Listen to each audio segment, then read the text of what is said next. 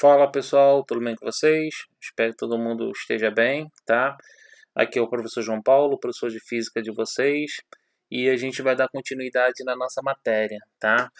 O próximo tópico que a gente vai estudar agora é sobre ótica geométrica. Então a gente vai definir direitinho o que é a ótica geométrica e aos pouquinhos a gente vai evoluindo com a matéria também, tá?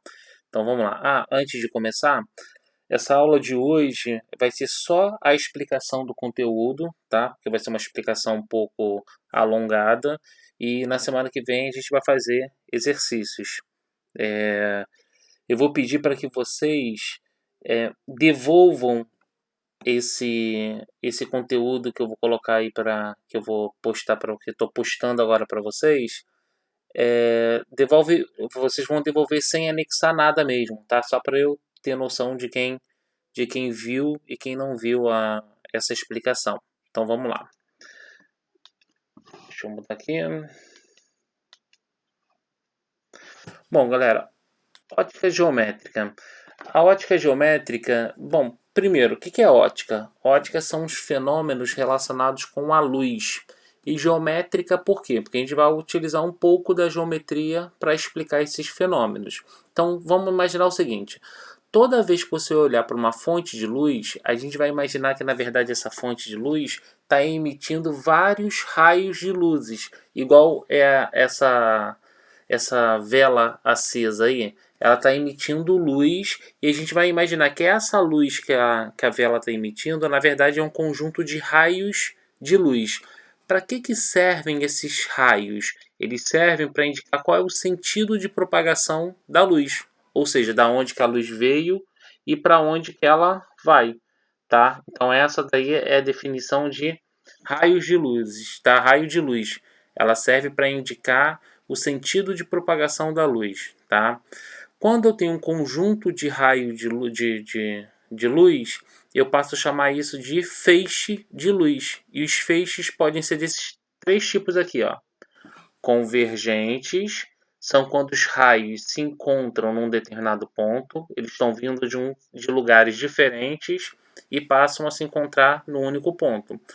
Eles podem ser divergentes, que é esse segundo caso aí, que é quando o raio de luz sai de um pontinho e depois se espalha, assim, ó. E eles também podem ser paralelos, né? Que por motivos óbvios, raios saem paralelos assim, tá? Então, para a gente poder entender, nessa situação aqui, ó, divergente, a gente poderia considerar como se fosse a luz emitida por essa vela ali, ó. Os raios eles saem de um pontinho aqui no meio e começa a se espalhar. Então isso aqui seria o exemplo de divergente. O farol de um carro também emite luz desse tipo aqui, ó. Também os raios saem praticamente divergentes. Paralelo. Deixa eu apagar isso aqui. Tá. Paralelos, que é essa situação aqui, ó. Quando você pega um laser, né, aquele laser vermelhinho, que até em alguns slides eu usei em umas aulas passadas, os raios saem praticamente paralelos assim, ó. Então seria um exemplo de raios de feixes paralelos. E convergente, que seria essa situação aqui, vocês já devem ter usado uma lente de aumento, uma lupa, e colocar sobre a luz do sol. Que aí, quando os raios solares atravessam essa lupa, eles passam a se concentrar num ponto. Todos eles se convergem para um ponto. Aí com isso você consegue queimar um papel, né? Você já deve ter brincado de que lá quando mais jovem, né, mais novinho, de queimar o papel usando uma lente, né? É por conta disso. Os raios, eles chegam aqui na Terra praticamente paralelos assim, e quando você tem a lente aqui, esses raios depois passam a se convergir tudo num ponto só. Então seria uma situação aí de convergente. Tem uns tipos de espelhos que a gente vai estudar lá na frente que também faz esse tipo de efeito, tá? Então, resumindo, galera, toda vez que você olhar para uma fonte de luz, você vai imaginar que essa fonte de luz está emitindo raios de luz. Para que servem esses raios? Para indicar da onde que a luz veio e para onde que ela vai. Quando eu tenho um conjunto de raios de luz, eu passo a chamar isso de feixes, que podem ser desses três tipos aqui, tá? Então, dando continuidade. Falando agora sobre fonte de luz. Existem dois tipos, tá? Fonte de luz primária e fonte de luz secundária. A fonte de luz primária é aquele corpo que emite luz produzida por ele mesmo, né? Também chamado de corpos luminosos, por exemplo, o Sol, né? A luz que ele está emitindo, ele mesmo está produzindo. Uma lâmpada acesa, né? Ele está emitindo a luz que ele mesmo está produzindo também através da eletricidade. Ali uma vela acesa, também a luz que ele está emitindo é através da queima ali da vela, né? Então seria um exemplo de fonte de luz primária, tá? Então emite luz produzida por eles mesmos. Já a fonte de luz secundária, ele emite luz, só que é uma luz proveniente de um outro corpo. Por exemplo, a Lua. A Lua ela não tem luz própria. Ela emite a luz do Sol, né? Então você consegue ver a Lua porque ela está refletindo a luz do Sol. Uma lâmpada apagada. Se você olhar para uma lâmpada apagada, você consegue enxergar. Então isso significa que ela está emitindo luz. Só que a luz que ela está emitindo é proveniente de um outro corpo, né? Se tiver de dia, ou é a luz do sol, ou é a luz de uma outra lâmpada que está acesa. Então, uma lâmpada apagada você consegue enxergar porque ela emite luz. Tudo que você enxerga é porque está emitindo luz, né? Só que às vezes é uma luz que o próprio corpo produz ou é uma luz que está se refletindo de um outro corpo. Aqui uma pilha de livros. Um livro não tem luz própria, mas ele emite luz. É uma luz proveniente de um outro corpo, por exemplo, de uma lâmpada acesa. Aí a luz emitida por essa lâmpada acesa bate nos livros e é refletido de volta e você consegue enxergar por conta disso. Ainda a gente pode dividir da seguinte forma, olha só. Uma fonte de luz ela pode ser simples ou monocromática. O que é isso? Seria uma luz feita de uma cor só. Por exemplo, a luz amarela emitida pelo vapor de sódio incandescente. Quando você pega uma barra de ferro e coloca para esquentar, vai chegar uma hora que ele começa a ficar incandescente, começa a ficar vermelho. Então ele está emitindo luz vermelha, tá? Já a luz composta ou policromática, ela já é o resultado de uma junção de várias cores. Por exemplo, a luz emitida pelo Sol é chamada de luz branca. Só que essa luz branca é a junção de todas as cores. Então, por exemplo, quando você pega aqui vermelho, alaranjado, amarelo, verde, o azul, o anil e o violeta. Quando você junta tudo, dá branco. Então, a luz emitida pelo Sol não é uma luz, ela não é monocromática, né? Ela é uma luz policromática. Por quê? Porque ela é a junção de várias cores. Ah, como é que a gente sabe disso? O que é a formação do arco-íris? Não são quando os raios solares começam a atravessar as gotículas de água? Quando os raios atravessam as gotículas de água, a água ela funciona como um filtro. Ela separa aquelas cores que estavam contidas na luz branca. Por isso que forma o arco-íris, né? Porque a luz, ao passar pelas gotículas de água, tem a separação, né, das cores que estavam contidas na luz branca. Aí por que o arco-íris fica arredondado? Porque a Terra ela é esférica, né? Muita gente está achando aí que a Terra é plana, mas na verdade sabemos que não, tá? Bom, continuando. Meio é o local onde a luz se propaga, tá? Então o local onde a luz está se propagando é chamado de meios. E existem três tipos de meios. O primeiro caso aí que eu coloquei para vocês são os meios transparentes. O que acontece?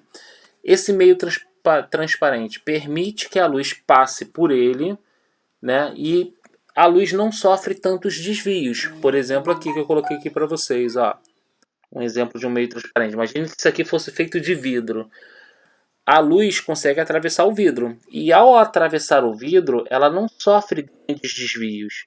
Então, você se tiver de um lado e uma pessoa do outro lado do vidro, você consegue ver essa pessoa com perfeição. Isso é uma característica de um meio transparente. O próprio ar, ele é transparente, né? A luz consegue passar pelo ar sem sofrer grandes desvios. Então você consegue ver o que está na sua frente, mesmo tendo o ar à sua frente, tá? Então isso é um exemplo de meios transparentes. Um outro tipo de meio que existe é o meio translúcido. O meio translúcido, ele permite a passagem da luz, tá vendo? A luz vai passar por ele, mas a luz sofre vários desvios ali dentro. E quando chegar em você que está aqui do outro lado, essa luz vai chegar com esses desvios aqui. Então você vai ver que tem alguma coisa do outro lado, mas você não vai ver com tanta perfeição, né? Por exemplo, já viram aquele vidro que o pessoal normalmente usa em janela de banheiro, né? Que é aquele vidro cheio de escaminhas. Aquele vidro é cheio de escaminhas justamente para isso. Para quem estiver fora do banheiro, quando for olhar quem estiver tomando banho, por exemplo, não vai conseguir ver com perfeição, né? Porque a luz vai atravessar, vai sofrer ali vários desvios e vai chegar deformado para essa pessoa. E aí ela não vai ver com tanta perfeição. Um outro tipo de meio é chamado de meio opaco. Meio opaco é um meio que não permite a passagem da luz. A luz bate e volta, ou então bate e é absorvida por esse corpo. Isso é um meio opaco. Então, galera, meio transparente.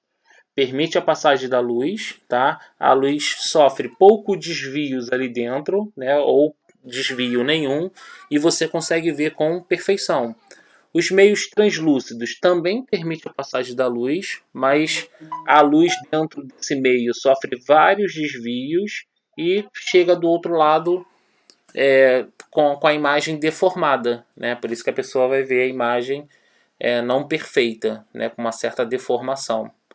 E os meios opacos não permitem a passagem da luz. Nós, por exemplo, somos opacos, né? A luz não consegue nos atravessar. Então isso seria um exemplo de um caso de um meio opaco. Uma outra coisa que a gente tem que falar sobre fontes de luz é que existem também uma fonte de luz pontual e uma fonte de luz extensa. O que é uma fonte de luz pontual? Você vai imaginar que a fonte de luz ela é tão pequenininha que você considera como sendo um pontinho. Então imagina um pontinho bem pequenininho e aí esse pontinho está emitindo luz. Ele é uma fonte de luz pontual, tá? Bom, o que acontece? Se você pegar um objeto, colocar na frente dessa fonte de luz aqui, por exemplo, igual está aí, os raios, esses dois raios que passam aqui, ó, pelas extremidades desse corpo, vai formar a sombra dele aqui embaixo, né? Isso acontece quando a fonte ela é pontual. Quando a fonte é extensa, e quando que a gente considera que a fonte é extensa? Quando for uma fonte de luz que tem um tamanho expressivo, né? Um tamanho grande. Quando você colocar esse objeto aqui, a seguinte situação, ó, esses raios que passam aqui vão formar uma sombra aqui embaixo, né? Que é essa parte da sombra aqui é a parte que não recebe nenhum raio de luz emitido por essa fonte extensa. Mas em compensação vão ter esses dois outros raios que vão passar assim, ó, que vão iluminar parte dessa região aqui, ó, que fica ao redor da sombra. Essa parte que fica aí ao redor da sombra é chamada de penumbra. Então a penumbra ela recebe parte da luz emitida pela fonte extensa. Já a sombra não recebe nada, tá? Ali na sombra é completamente escuro, porque nenhum raio de luz emitido pela fonte extensa está chegando na sombra. Mas em volta aqui, ó, é a parte chamada de penumbra e essa parte sim recebe parte da luz emitida pela fonte. Então, galera, uma fonte de luz pontual, quando tem um obstáculo na frente, vai formar apenas sombra.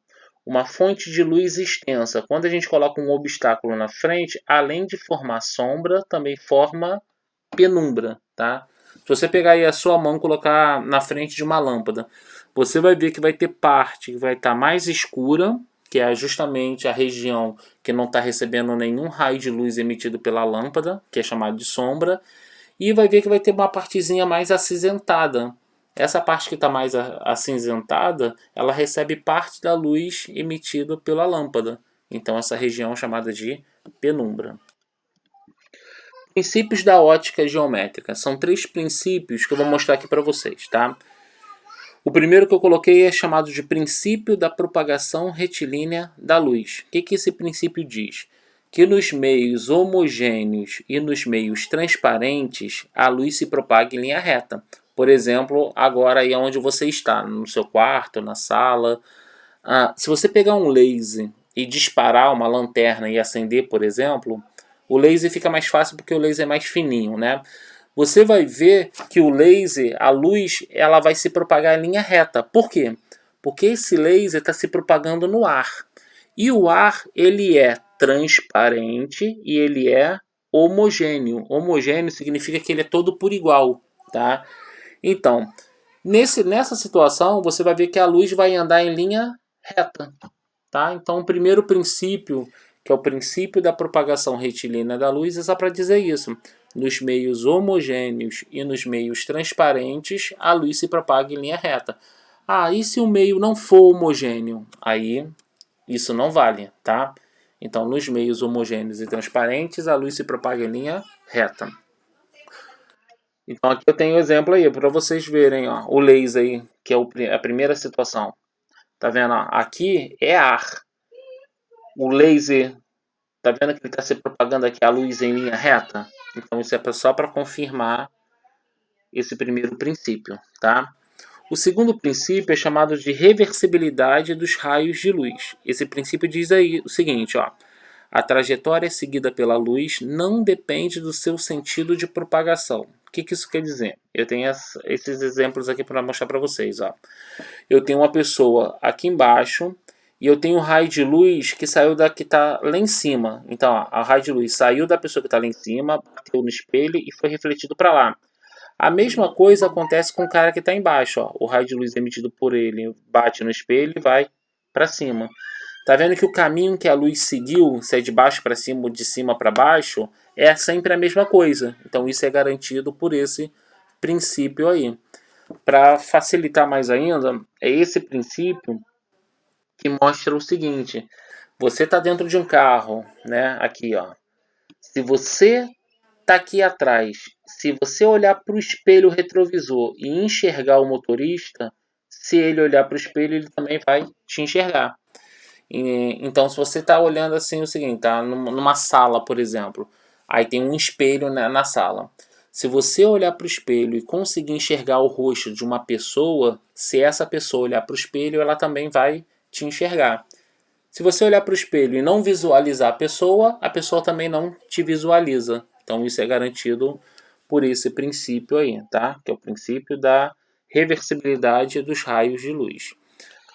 O último princípio é chamado de princípio da independência dos raios de luz. Esse princípio só diz o seguinte, ó: quando dois raios de luz se encontram, um passa pelo outro como se o outro não existisse. Tá aí, ó, 2 exemplos para vocês poderem ver. Tá vendo que aqui tem um encontro de dois raios emitidos por 2 fontes de luz? Ao se encontrarem aqui, um passa pelo outro como se o outro não existisse. Então esse é o princípio da independência, tá, dos raios de luz. Então, só recapitulando, primeiro princípio é só para dizer que a luz se propaga em linha reta, né? Que a luz ela não faz uma curva, isso, claro, nos meios homogêneos e transparentes. O segundo princípio, que é o da reversibilidade, é aquele lance do espelho que eu expliquei para vocês. Se você olha para o espelho e visualiza alguém, essa pessoa olha para o espelho e também consegue te enxergar.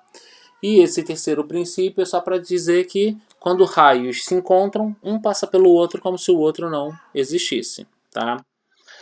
Aqui tem uma observação importante para que a gente utiliza naquele primeiro princípio de propagação. Tá? A formação de uma sombra ou a formação de uma imagem através de uma câmera escura são evidências que comprovam que a luz se propaga em linha reta, tá? Então, quais são essas situações que eu acabei de falar aqui para vocês? Então, tá aqui, ó. Na sombra, por exemplo, você está próximo de um prédio e você vai ver o seguinte: eu tenho o sol iluminando aqui, ó, numa certa região, do céu, e eu vou ter o último raio de luz que passa assim tangenciando tanto o prédio como a pessoa que está próxima do prédio. Reparem, deixa eu apagar isso aqui. Esse prédio ele tem uma certa altura e aqui eu tenho uma certa sombra. Essa pessoa tem uma certa altura aqui e também uma certa sombra. Deixa eu ver isso aqui.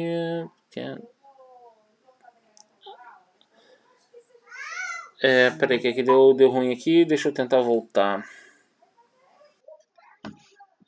Opa, deixa eu acelerar pra ir até lá rapidinho. Deu ruim, gente. Foi mal aí, desculpa. Tá, vamos lá chegar de novo. Então, beleza, daqui, ó. Eu tinha o sol aqui brilhando numa certa região. Deixa eu botar aqui a caneta. E eu tenho aqueles dois raios que passaram assim. Tá vendo que aqui forma um triângulo grandão e aqui um menino aqui, ó, forma um triângulo menor. Esses dois triângulos, eles são semelhantes. E como que a gente relaciona semelhança de triângulo? A gente relaciona assim, ó. Você vai pegar a altura de um, já vai dividir pela altura do outro. Igual a sombra de um, que está aqui, dividido pela sombra do outro. Aí eu monto uma equação assim, ó. Altura, altura, sombra por sombra. Então, por que serve isso? Você tem... Vamos imaginar que seja você. Você tem a sua altura e você consegue medir a sua sombra. Aí tem um prédio próximo de você. Esse prédio você consegue medir a sombra e descobrir qual é o valor da altura. Aí é só a gente jogar nessa fórmula aqui, ó. Esse Hzão é o que a gente quer descobrir. Aqui é a sua altura, aqui é a sombra do prédio e aqui é a sua sombra. Multiplica cruzado, que aí a gente consegue descobrir o valor da altura do prédio, tá? Então, como é que vocês acham que queriam descobrir a altura de uma montanha? Né? A pessoa subia na montanha e jogava uma fita métrica? Não, é através desse tipo de cálculo que se determinava a altura de uma montanha, tá? A outra situação que eu falei para vocês aqui, ó, é a câmera escura. O que é câmera escura? É o princípio de funcionamento de uma máquina fotográfica. Antigamente tirava-se foto assim. Você tinha aqui uma caixa. Nessa caixa você fazia um furo aqui bem pequenininho, tá? E aqui você colocava um papel fotográfico nessa outra extremidade aqui. Aí você deixava aquele furo tampado e quando você queria tirar uma foto de alguma coisa, era só você apontar esse furo para essa coisa que você queria tirar a foto. No exemplo aí da vela. Aí o que acontece? A luz emitida por essa vela entrava na caixa e formava a imagem aqui, ó. Deixa eu apagar para vocês poderem ver que a imagem está ali formada. Ó. A imagem aparecia de cabeça para baixo, igual está aí nessa figura aí, tá? Você tirava uma foto. O nosso olho, né, o olho humano, ele funciona como essa câmara escura aí. A imagem dentro do nosso olho, ele se forma numa região aqui, ó, chamado de retina. E essa imagem ela aparece também de cabeça para baixo. O nosso cérebro que inverte a imagem para a gente conseguir enxergar direitinho, tá? Então uma câmera escura, galera, é o princípio de funcionamento de uma máquina fotográfica. É assim que se tirava foto. Bom, mas o que a gente tem aqui? Reparem que aqui de novo eu tenho só um triângulo aqui do lado de fora e aqui também eu tenho a formação de um triângulo do lado de dentro. Como é que a gente vai relacionar essas grandezas? Ó, aqui eu tenho o tamanho do objeto, a distância que ele está da caixa, o tamanho da caixa e aqui a gente tem o tamanho da imagem. Vamos fazer algo muito semelhante com o que nós fizemos aqui. Ó. Eu vou pegar altura, dividir por altura e distância, dividir por distância. Vai ficar assim. Tá? Então, ó, altura do objeto dividido pela imagem. Ó, aqui. Igual a distância do objeto dividido pelo tamanho da caixa. Sempre nessa ordem que aí dá direitinho. Então isso serve para fazer o cálculo aqui. Você tem aqui uma pessoa está na frente de uma câmera escura. Aí essa pessoa tem uma altura. Ela está posicionada a uma distância da caixa. A caixa tem um determinado comprimento. Calcule a imagem, o tamanho da imagem. Aí é só a gente jogar na fórmula que a gente vai descobrir, tá? Na próxima aula, a gente vai fazer uns exercícios usando esse conceito de sombra e esse conceito de câmara escura. Um eclipse solar. Bom, quando que acontece um eclipse solar? Então vamos aqui, tem uma figura para a gente poder entender. Eu tenho esse alinhamento aí de Sol, Lua e Terra. Tá vendo? Nessa ordem aí. Quando a Lua entra na frente do Sol, vai ter a formação de uma sombra aqui na Terra. Esse eclipse é chamado de eclipse solar. Na verdade, lembra que a gente falou ali no início que o Sol aqui no caso é uma fonte de luz, só que ele é uma fonte de luz extensa. Já que ele é uma fonte de luz extensa, se a gente colocar um obstáculo na frente do Sol, no caso aí a Lua, eu vou ter a formação de uma sombra e uma formação de uma penumbra. O que é a região de sombra? Essa região central aí, ó. Deixa eu mostrar para vocês aqui, ó. Quem estiver nessa região central vai estar vendo um eclipse total, ou seja, vai ficar completamente escuro. Quem tiver aqui, ó, lembra que em volta forma a penumbra, que é aquela região que recebe parte da luz emitida pelo Sol aqui no caso. Então, quem tiver ali naquela parte ali de penumbra vai estar vendo um eclipse parcial. Então, o eclipse solar tem o eclipse total, que é para quem está na região de sombra. E quem estiver na região de penumbra vai estar vendo um eclipse parcial, tá? Então o eclipse total é na região de sombra. E aqui, ó, tá uma imagem real de um eclipse. Tá vendo? Ali no meio, que é bem escuro, quem tiver aqui, ó, no meiozinho ali, que é bem escuro, tá vendo um eclipse total. Então vira a noite, né? Quem tiver nessa região um pouquinho mais afastada para cá, ó, tá vendo que ele fica um pouco mais acinzentado? Vai estar vendo um eclipse parcial. Então vai estar vendo parte do Sol e da Lua ao mesmo tempo. Não fica completamente escuro, tá? Então esse seria o exemplo de um eclipse solar. Lembrando, meus amigos, que a Lua ela gira em torno da Terra, tá? Então a Lua ela fica girando assim em torno da Terra. Chega uma hora que acontece esse alinhamento aí de Sol, Lua e Terra, tá? Durante um mesmo ano, você pode ter vários tipos de eclipse, tá? Não existe, tem um eclipse hoje, só vou ter outro daqui a um ano. Não. No mesmo ano a gente tem vários eclipses. Todo mundo que está na Terra vai ver o eclipse? Não, você vê aqui, ó. Só vai ver o eclipse quem está nessa região aqui, ó. Quem estiver aqui, por exemplo, fora, não está vendo eclipse nenhum. É um dia normal para essas pessoas. Bom, e o que seria um eclipse, um eclipse lunar? O eclipse lunar é quando a Lua, lembra que a Lua estava aqui, ali em cima? Ela está girando e vai chegar uma hora que ela vai entrar na sombra da Terra. Então, quando ela entrar na sombra da Terra, esse eclipse é chamado de eclipse lunar, tá? Então, o eclipse lunar ocorre quando a Lua entra na sombra da Terra e depois ela sai, ó, e continua o seu movimento, tá? Então, o eclipse acontece assim.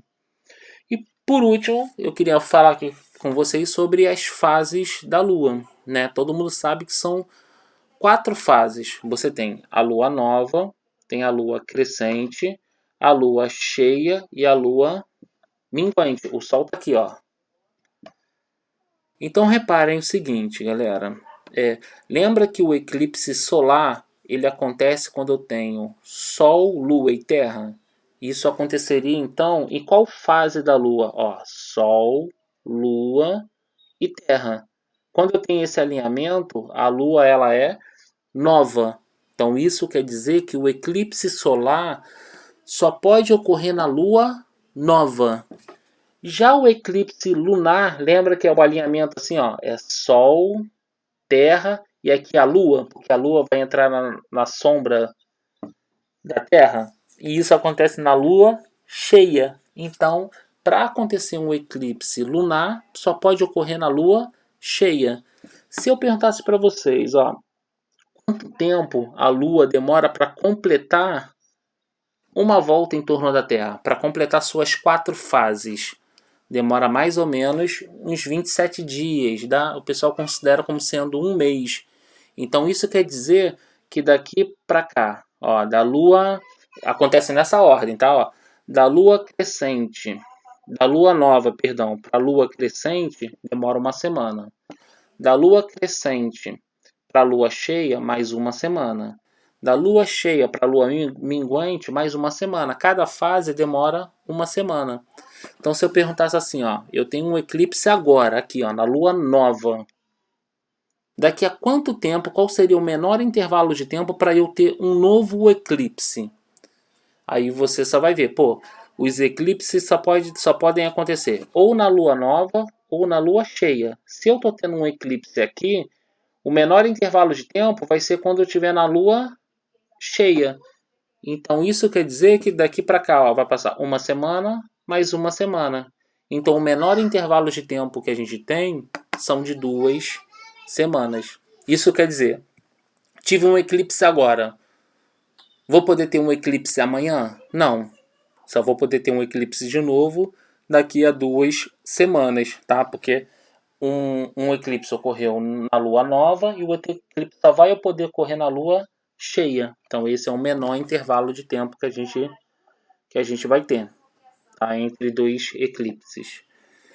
Então, galera, é isso que eu queria falar com vocês, tá? Qualquer dúvida podem mandar pelo WhatsApp, tá? Ou colocar na plataforma, mas eu prefiro que mandem pelo WhatsApp que consigo ver na hora e responder para vocês, tá bom? Espero que tenha sido claro aqui, tá? Então vocês só vão mandar para mim, só vão devolver essa atividade, não vai precisar anexar nada, não vai precisar tirar foto, tá? Quando eu ver que você devolveu, mesmo sem anexo nenhum, eu já vou saber que você viu a matéria, então eu vou dar como presença para vocês isso, tá? E semana que vem, aí eu vou passar exercício para vocês. Valeu, galera? Um abraço aí e parece que a gente vai voltar em breve, tá? Não vai demorar muito mais não. Valeu, gente. Tchau, tchau.